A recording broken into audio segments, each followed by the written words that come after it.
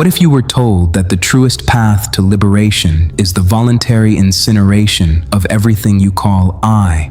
The great mystic Muhyiddin Ibn Arabi spoke of such a knowledge, calling it a burning fire. But this is not a fire that scorches skin and flesh. Its flame is far deeper and more devastating. This fire targets the very story you have told yourself about yourself, your entire life, burning it to ashes. It is a purifying flame that consumes the ghostly illusion of separation to reveal the pure, indivisible gold of a single truth. What is this knowledge that feels like an irreversible end, yet ultimately brings with it the promise of the truest homecoming? When the identity you have built, piece by piece, is reduced to a pile of ash, what is left of you? This is not a fire of punishment. It is the sacred, roaring fire of liberation. So let us begin a journey into the heart of this mysterious flame and ask, what exactly does this fire burn? And why would any sane soul consciously and voluntarily step into its searing embrace?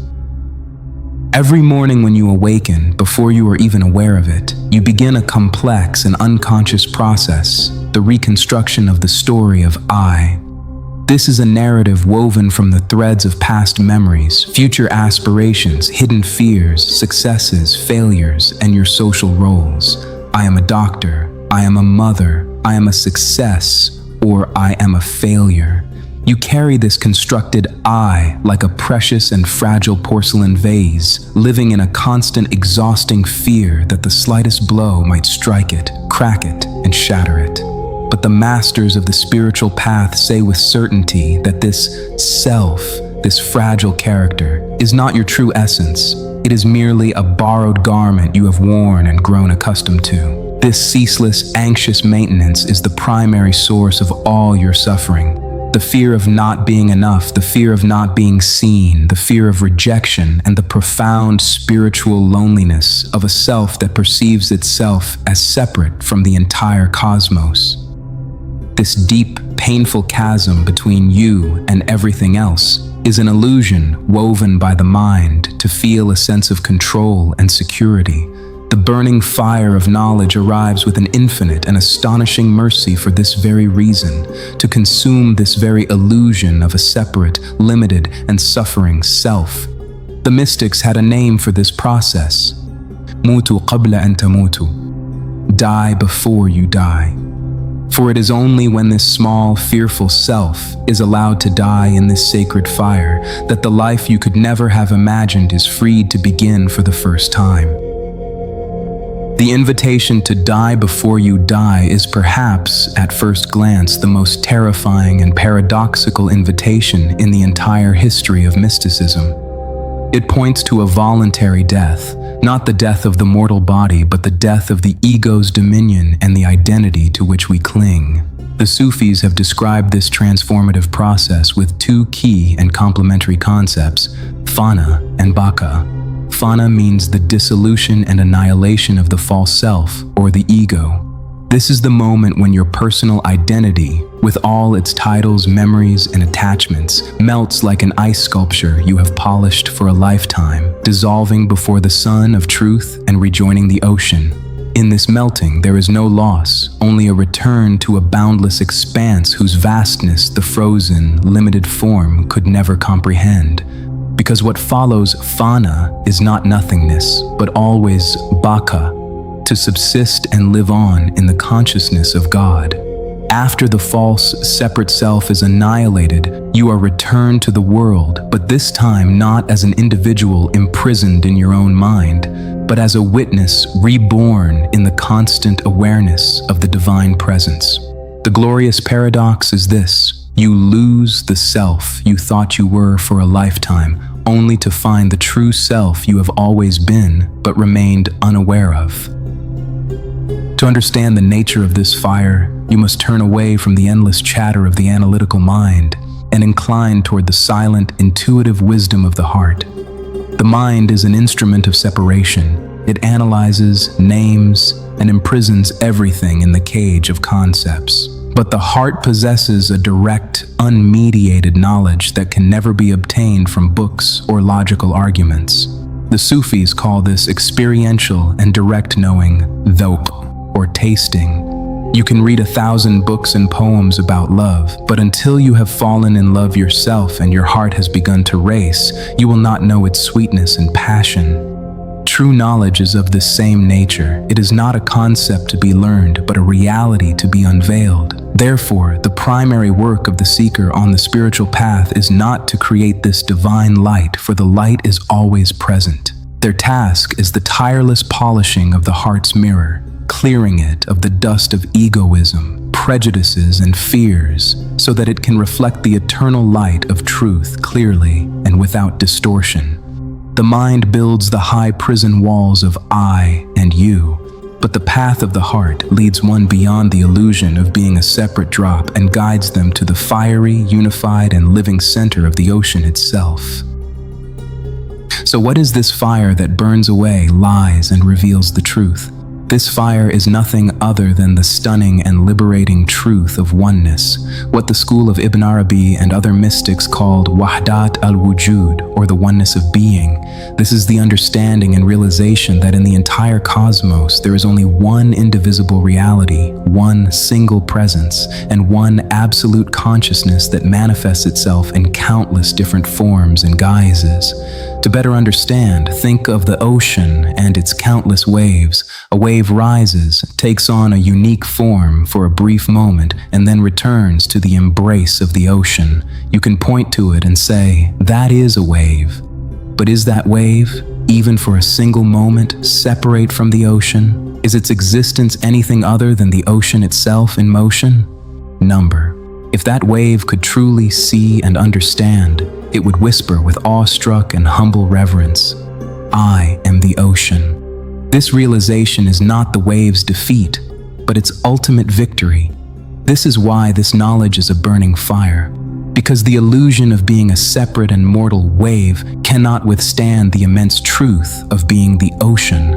The limited ego is consumed by a truth infinitely greater than itself. This is the annihilation of the false self, which is always followed by subsistence in the consciousness of truth. This way of seeing is not a simple intellectual shift, but an irreversible and fundamental transformation in perception itself. A symbolic story is told of a seeker who, after a profound spiritual opening, went to the market to buy a pair of shoes. He chose the shoes like anyone else, but when he went to pay for them, the words became locked in his mouth. He could no longer say, "These are mine." In that stunning moment, he no longer saw leather and stitching. He witnessed the entire interwoven web of existence within those shoes. The animal, the sun that grew the plant, the grass that fed the animal, the hands of the artisan, the mind of the designer, and the joys and sorrows of all the people who played a part in their creation. He saw that each and every one was held in existence by a single power. For him, a separate owner no longer existed. Rather, a single, indivisible ownership reigned over all of existence. A wise judge who was present perceived his wisdom and said that this man does not see with the limited eyes of commerce, but beholds with the eyes of pure intuition. His perception had been forever altered. He was a witness to the one single truth breathing in all things, from the largest galaxies to the smallest particles. For him, the question, "Whose shoes are these?" was as meaningless as asking a wave in the ocean, "Whose water is this?" This soul-shaking and foundation-shattering knowledge has often been described throughout history as a guarded and hidden secret. But this secrecy was not to create an exclusive, elitist circle. It was, in itself, an act born of profound mercy. This knowledge is a fire. You would never hand a blazing flame to a child who does not know how to hold it. This act is not one of secrecy, but of kindness and compassion. Unveiling this ultimate truth before an individual is spiritually ready and mature is not a grace. It is a great cruelty. The ego, to preserve its survival and its sense of separation, will fight savagely and to the death. The premature unveiling of this truth can psychologically crush an individual, leading them into an abyss of madness or nihilism. For this reason, the mystic's path is always one of slow, patient polishing of the heart's mirror. This gradual process increases the seeker's spiritual capacity so that when the truth is revealed like the sun, it does not blind and shatter the beholder, but illuminates and enlightens them from within. And in the end, after the fire has completed its work and burned away all the false stories, what remains? Not a cold emptiness, not a meaningless void, nor nothingness. What remains is everything, seen for the first time as it truly is, beautiful, whole, and sacred. The person you are does not disappear, only the painful illusion of your separation from the whole of existence dissolves. You still walk in this world, speak, work, and love, but your inner knowing is forever transformed. This spiritual journey does not end by finding something new and external, but by realizing that the seeker, the path, and the beloved were never separate from one another. In this new reality, you witness divinity not only on the prayer mat, but in the face of a stranger, in the dance of a leaf in the wind, and in the deep silence between two breaths. Fear no longer has power over you, because the small self that always felt threatened and feared annihilation has dissolved into the greater reality. The final paradox is this: by losing your small self, you become your truer self, a self that is vast, boundless, and a perfect mirror for reflecting the truth. You let go of the story of being a separate wave and awaken to the staggering and liberating reality that you have been and always are from eternity to eternity, the entire ocean. As Ibn Arabi wrote, the cosmos is a mirror, and you are the eye of that mirror, but you are also the pupil of that eye which sees. So, is this fire an end? Or is it, at long last, a glorious return home? If something in you stirred while listening, if the fire felt less like destruction and more like remembrance, then stay close to this path. Subscribe to Heart's Whisper, where we continue these quiet journeys into the heart of reality, not to learn more, but to remember what you have always been.